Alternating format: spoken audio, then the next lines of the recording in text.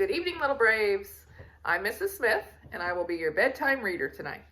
We're going to read the true story of the Three Little Pigs. Oh, it's by John Seska. Okay, you want to read it? Look who's here. Rascal's here. You ready to read? Okay, here we go. Everybody knows the story of the Three Little Pigs, or at least they think they do, but I'll let you in on a little secret. Nobody knows the real story because nobody has ever heard my side of the story. Uh-oh, who's this? I'm the wolf, Alexander T. Wolf. You can call me Al. I don't know how this whole big bad wolf thing got started, but it's all wrong. Maybe it's because of our diet. Hey, it's not my fault wolves eat cute little animals like bunnies and sheep and pigs. That's just the way we are. If a cheeseburger were cute, folks would probably think you were big and bad too. Okay, so this is the big bad wolf. We're going to hear what he has to say. But like I was saying, the whole big bad wolf thing is all wrong. The real story is about a sneeze and a cup of sugar. This is the real story. Here we go. Way back, once upon a time, I was making a birthday cake. For my dear old granny. I had a terrible sneezing cold and I ran out of sugar. So he ran out of sugar, okay. So I walked down the street to ask my neighbor for a cup of sugar. Now this neighbor was a pig. He wasn't too bright either. He had built his whole house out of straw. Can you believe that, rascal? I mean, who in his right mind would build a straw house? So of course, the minute I knocked on the door, it fell right in.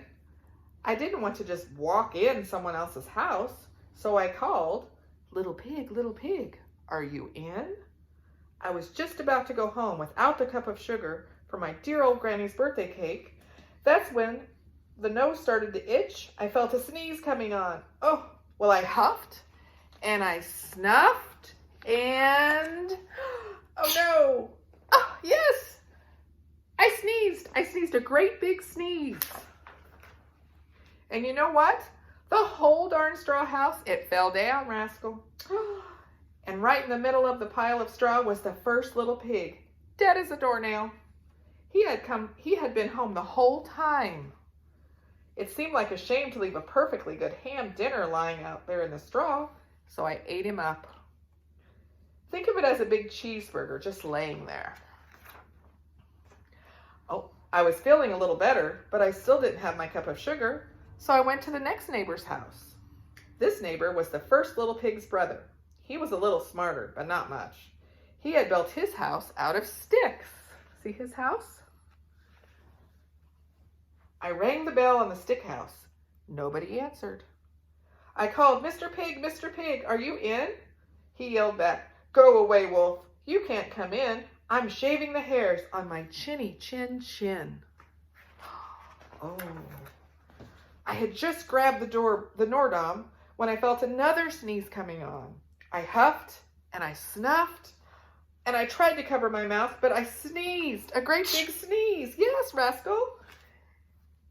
And you're not going to believe it, but this guy's house fell down just like his brother's. Well, the dust cleared. There was the second little pig, dead as a doornail. Wolf's honor, the wolf says. Now, you know, food will spoil if you just leave it out in the open. So I did the only thing there was to do. What do you think you did? Yeah. I had dinner again. Think of it as a second helping. I was getting awfully full, but my cold was really feeling a little better. And I still didn't have that cup of sugar for my dear old granny's birthday cake. So I went to the next house. This guy was the first and second little pig's brother. He must have been the brains of the family. He had built his house out of bricks. Look at this house. Does that look better? Yeah, it's out of bricks, you think? Yeah, stronger. I knocked on the brick house. No answer. I called, Mr. Pig, are you in? And do you know what that rude little porker answered? Get out of here, wolf. Don't bother me again. Oh, talk about impolite. He probably had a whole sack full of sugar. Yeah. And he wouldn't give me even one little cup for my dear old granny's birthday cake. What a pig. I was just about to go home and maybe make a nice birthday card instead of a cake when I felt my cold coming on. Uh-oh. I huffed and I snuffed and I sneezed once again. Yes, just like that. Then the third little pig yelled, and your old granny can sit on a pin. Oh no, what do you think, rascal? Not good, I know. Now, I'm usually a pretty calm fellow, but when somebody talks about my granny like that, I go a little crazy. When the cops drove up, of course I was trying to break down the pig's door, and the whole time I was huffing and puffing and sneezing and making a real scene. Yes, that's what he was doing, rascal, making a scene. Uh-oh. Oh no. The rest, as they say, is history. Do you see the headline? Oh no, big bad wolf. Uh-oh. The news reporters found out about the 2 pigs I had for dinner. They figured a sick guy going to borrow a cup of sugar didn't sound very exciting. So they jazzed up the story with all of that huff and puff and blow your house down. And they made me the big bad wolf. And that's it. That's the real story. I was framed. Oh, he was framed. There he is. Look, he's in jail. Oh, but maybe you could loan me a cup of sugar.